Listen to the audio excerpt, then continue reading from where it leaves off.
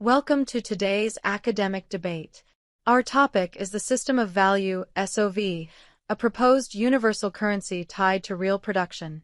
To my left is Professor V representing the SOV, and to my right is Dr. Diaz representing modern monetary theory economics. Dr. Diaz, please start us off. Professor V, MMT begins with a simple truth. A government that issues its own currency can never run out of money. It can always pay its bills, always fund public programs, always maintain full employment. The only real constraint is inflation. Your SOV system removes the government's ability to issue currency. Why would we give up the most powerful tool we have for stabilizing the economy? Because that tool is also the source of instability. When governments create money without creating value, they distort prices, inflate asset markets, and shift costs onto future generations. SOV ties money creation to real production, food, energy, raw materials. So the currency always reflects actual value. Governments still spend, but they spend earned currency, not printed currency. That prevents inflation at the root.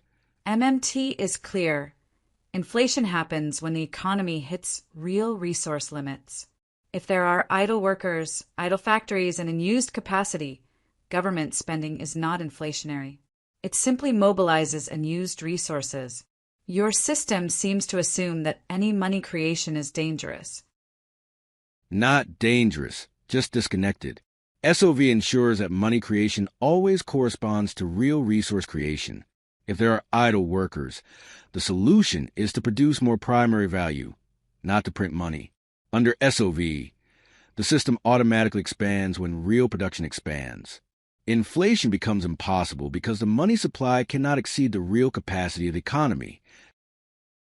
MMT proposes a job guarantee. The government hires anyone who wants to work at a fixed wage.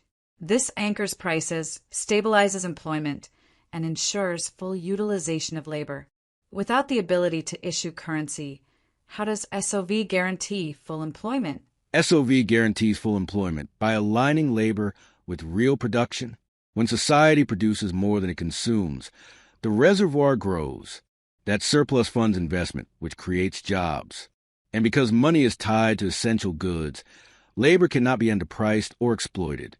A day of human effort is valued the same everywhere, instead of a government-run job program. SOV created a market where labor is always in demand because real production is always rewarded. MMT argues that government spending should serve public purpose: healthcare, education, infrastructure, climate action. If the government must earn currency under SOV, doesn't that limit its ability to meet public needs? It limits its ability to overspend, not its ability to serve the public. Under SOV, governments can still build infrastructure, fund education, or any other project of public interest. They simply do so using real value, not borrowed value. This prevents waste, corruption, and political manipulation. Public purpose becomes grounded in reality, not in deficit spending. During crises, pandemics, wars, recessions, governments must spend aggressively. MMT says deficits don't matter in emergencies. Your system seems too rigid to respond quickly. SOV responds faster and more effectively. The system maintains a multi-year global reservoir of essential goods. During crises, the system draws from store value. People still have food, energy, and essentials. Liquidity stays stable. No inflation. No currency collapse. No political gridlock. Instead of printing money to hide scarcity, SOV reveals scarcity and uses real reserves to bridge the gap. MMT embraces monetary flexibility. You're proposing a hard constraint, money tied to production. Doesn't that make the system brittle? What if society needs to mobilize resources quickly? SOV is not brittle, it's honest. The constraint is not arbitrary, it's physical reality. If society needs to mobilize resources quickly, it draws from the reservoir. If the reservoir is insufficient, that signals a real shortage, not a financial one.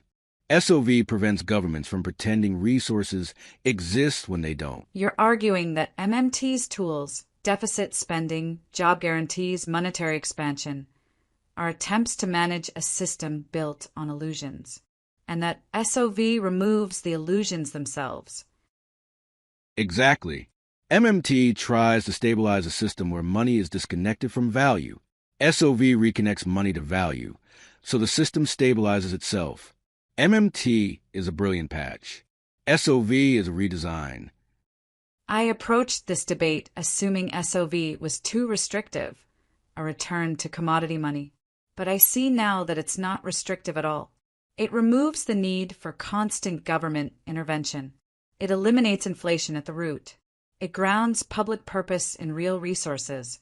And it creates a global system where value is transparent and fair. That's the goal, not to limit government, but to align government with reality. Then I'm convinced. SOV isn't the opposite of MMT. It's what MMT looks like when the monetary foundation is honest. I'm switching sides. Well, that's a rare moment. An MMT economist genuinely persuaded by the logic of SOV. Thank you both for an extraordinary debate. And big thanks to our audience. I strongly recommend that you watch Part 1 and especially Part 2 of the Universal Currency videos to learn more about the SOV. See you in the next debate.